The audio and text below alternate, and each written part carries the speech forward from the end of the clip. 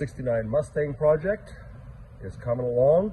We've done a pre-clamp fit just like we did on our Firebird of the same thing, made sure that we had everything clamped in place, and it was more in this case just to see what pieces we have and trying to get a game plan of how to weld this car as much as we can with squeeze type welding. So we have our rockers done, or they're prepped. They're going to be getting ready to go in. We were able to add in our floor braces for the torque box to the frame rails. We got those squeeze type welded in because the torque box is open. We are working on trimming down right now some seat pans from a fastback coupe to get them to fit to the inner rocker, because the inner rocker is quite a bit wider for the strength because this doesn't have a roof on it. So we've made provisions to make a lip, and the lip, this will be bent up about 45 degrees. This will be bent 90. Hopefully we did our measurements right, and when we weld those in, we bend them and they can squeeze that weld right to the inner rocker. Everything seems to be sitting in place. We have been doing measuring and measuring and measuring and doing internet searching for measurements, and it seems like these cars were just all over the map. I'm not making fun of Ford, but the consensus out there is that these things just kind of fit. So we've been doing all kinds of measuring, and we're getting all, like, whatever we seem to pick seems to be giving us conflicting measurements. But so I'm going to go with a happy medium. Everything just seems to be fitting in place, falling into place, and we're going to be doing test fits of the panels, and hopefully it's all good to go. Fingers crossed. So this side, same thing. We were able to get those braces squeeze type welded in, and we are working again on this seat pan with the rocker. They're getting prepped, and that is getting all ready to weld in. The quarters and tubs were already welded together about 5-6 years ago, and we were able to get the rockers in. And the nice thing that I'm really excited about this is that we were able to squeeze type where no one has ever been able to squeeze type before, getting it right in with the rockers where that's always been plug welded. And we're really excited about this because we get to put this all on as a complete aperture. All right, Scott, what do we got? As always. I'm not sure. Yeah. Okay. 69 Mustang convertible. We still have parts of the original car, and maybe I should go out to the warehouse and take some photos of it or some video, because this wasn't the whole idea of the project was not to save the car as per se as the main goal. And this was to work with inner city kids, build a car. Right. They were going to raffle it. They did it already with a Nova quite a few years ago. Right. I remember that Nova. That's right. And they had a bunch of industry support and so on. Yeah. And we got involved with the second project, and there was nothing left of the car. But the whole idea was working with students and getting them involved in the industry and so on. Yeah. So for all of those out there just hot at the tip to start plunking on the keyboard, is this car worth it? No. Okay. No. It's going to be a nice car when it's done, and it's going to be rust free, and it's going to be everything else. Like, it's going to be one heck of a nice car. Yes. Is it the 428 Super Cobra Jet, whatever, you know? I'm sorry, I'm not the Ford guy, but it's not that high-end, high-dollar car that, yes, you pull out all the stops on it. Yeah. This was supposed to be a fun learning project. Right. But it was a big project. Right? A huge project. Like, and when I got into it, I knew that like they were it was to the welder. Yeah. I've got a rad cap here. Can you build a car around it, or an emblem or something like that? Oh man! As one of our previous colleagues said, was it R&I remove rad cap, replace vehicle. Next week replace rad cap. Yeah. This one's about that. About that state. Anyways. Yeah. So it has been one heck of a challenge, instructors, myself included. Yeah. So every vehicle that I've ever done, and I've been in this trade quite a long time, last millennium and then some. I've always rebuilt hinges, put new doors on, or fix the doors, get them set, and then start tearing the car apart. This car didn't have that. Well, no, it was just a pile. Nothing. No. So the only thing that is still original to this car is the parcel shelf that goes across here, which is getting some rust repair on it. Oh my God. The convertible seat pan. Yeah. As I said in the video. The cowl with the windshield pillars, which still contains the VIN. So this thing is still a 69 So it's still Mustang. 69 Mustang, which is good, yeah.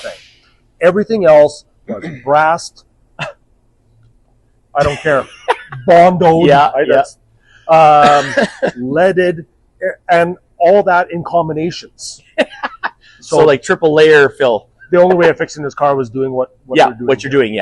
So my big thing was we didn't even have doors to start with. Right, yeah, like so we built a jig and we built it out of wood. And the reason why I built it out of wood is that even when I started getting the factory frame specs to get this to all work, the frame specs didn't even work.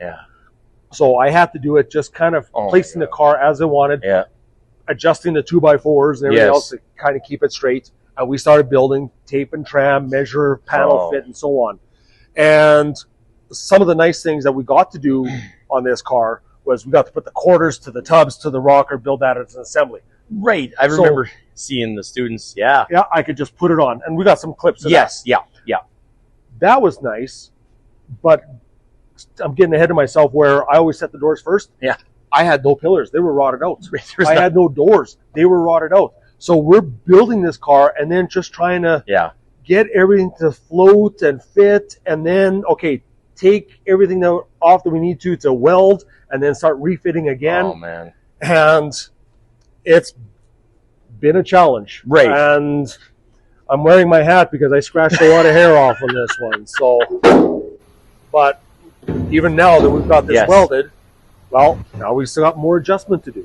So it's just... Right. But you have a starting point now, at least. So they are getting, they are welding this car up, and it is welded right from the front of the car all the way through up to about to this torque box right here. Okay. Wow. We are missing 3 pieces. Okay. 4 pieces, I should say. We are missing the tail light surround here, extension panel. You betcha, which is coupe convertible only. They don't reproduce them. Oh. Both sides. And we are missing the trunk gutter. Oh, yeah. Here. Yep. Found them at Desert Valley Auto Parts. Oh, yeah. And they cut off the whole back end off a 69 coupe. We're waiting for that. Yeah, so it's coming. So we're doing some welding throughout the car. We're adjusting datum and keeping the gaps all going. And then once these pieces come with the parcel shelf that's getting rebuilt, we can finish welding this whole car up. Cool. But I mean, to start with nothing. So I'm just comparison, right? I mean, if you're watching the channel from time to time, you've seen they rebuild a Duster from nothing. But there was a structure to start with. Although it was Swiss cheese, you had something to start with. For this one, it was all on a pile. Even if it had a roof. Yeah, just something. With the pillars. Yeah, just something.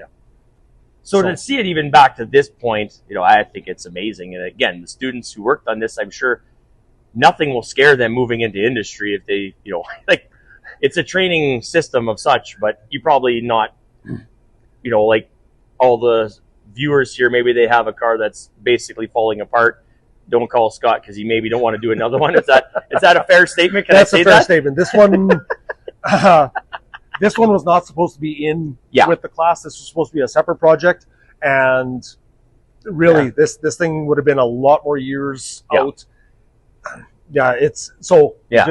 We agreed that we'd finish it. We started it. We'd finish it. So it's cool. Is it going to make it this class? I don't know. And this class is done 2 weeks from now. Well, and we haven't got all the parts yet from Arizona. Right. They're en route.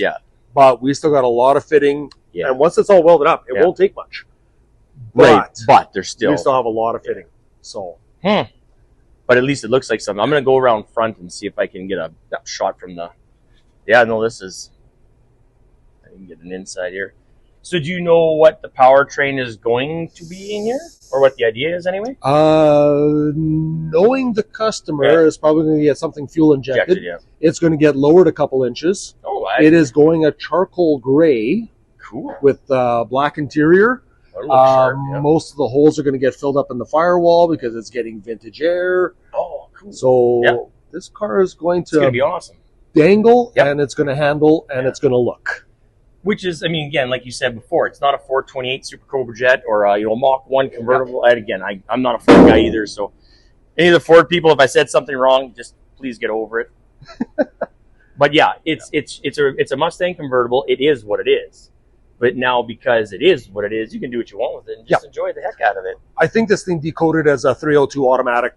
Yeah, which would make blue on blue. Okay, so, blue on blue. Yeah. Well, I did see the blue color in the pillars, but you just never know. Yeah, no, this will, again, it's still a 69 Mustang convertible. You can't deny what it is. But because it isn't like a mega rare something, just do as you feel. Just don't LS swap it, that's all.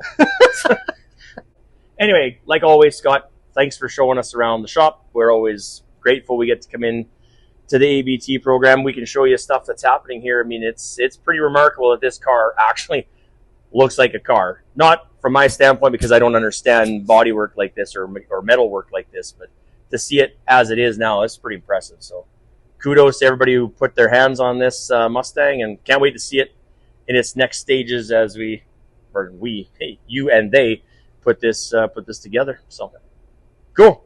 All right. Thanks, Scott. Yep.